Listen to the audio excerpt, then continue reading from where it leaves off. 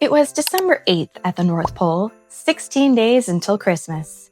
The elves were wrapping, the reindeers were napping, and Santa was taking a break from his email inbox, which, of course, was a giant pile of letters. Everything seemed calm until Elfie clapped his hands and said, "I have the best idea ever!" Pepper gasped, "Does it involve cookies?" Elfie grinned, "Even better. It's for Mrs. Claus."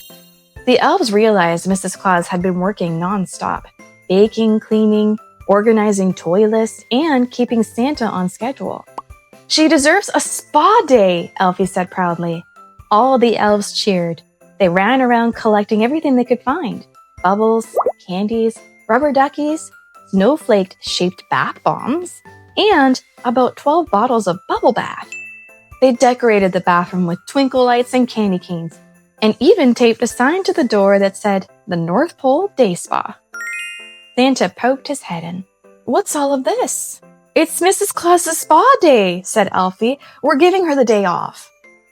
Santa nodded. "Wonderful idea. I'll keep things calm while she relaxes." Mrs. Claus walked in, smiling from ear to ear. "Oh my! You elves shouldn't have!" Elfie handed her a robe made of soft red flannel. Pepper turned on the music. Gentle jingle bells and bird chirps. Tinsel sprinkled glittery snowflakes into the tub. Mrs. Claus said, "It's perfect, just perfect." Then Elfie whispered, "Should we add more bubbles?" "Maybe a little," said Pepper. They poured in a bit more. Then a little bit more. Then a lot more. The tub started to fizz and bubble and grow. At first, Mrs. Claus giggled. "How relaxing." Then the bubbles started to rise over the edge. Elfie?" she said. The bubbles grew higher. Santa peeked in from the hallway. "Everything all right, dear?" Whoosh! A mountain of bubbles rolled out of the door like an avalanche. Santa disappeared in a white cloud of foam. Mrs. Claus gasped. "Oh my goodness!" Elfie shouted, "It's a bubble-nado!"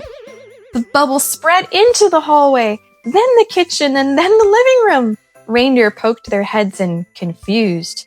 Dasher sneezed out a puff of bubbles. Rudolph's nose blinked red through the foam like a fog light. Mrs. Claus tried to wade through it. "Someone turn it off," she called. "I can't even see the sink." Santa came floating by in a rolling chair, covered in suds, holding a wooden spoon like a paddle. "I can't believe I'm saying this," he shouted, "but this might be the cleanest disaster ever." Elfie yelled, "We're sorry, Mrs. Claus." Mrs. Claus started laughing. "It's fine, dear. Next time, maybe just one bottle of bubble bath." The elves ran around with towels and brooms, scooping bubbles into buckets. Santa tried vacuuming them, but the vacuum started blowing them back out. Rudolph sneezed again. "Bless you," said Mrs. Claus, handing him a tissue made of foam. After a while, the bubbles began to fade. The floors sparkled, the walls even shined, and the entire kitchen smelled like peppermint snow. That night, Santa handed Mrs. Claus a cup of cocoa. "Well, dear," he said, "you may not have had a spa day, but the kitchen sure did." Mrs. Claus laughed. "You're right. Maybe next year I'll just go for a nap instead." Santa smiled. "Or a bubble-free vacation." And from that day on, the elves promised never to use more than one bottle of bubble bath at a time, except on Bubble Tuesday. But that's another story.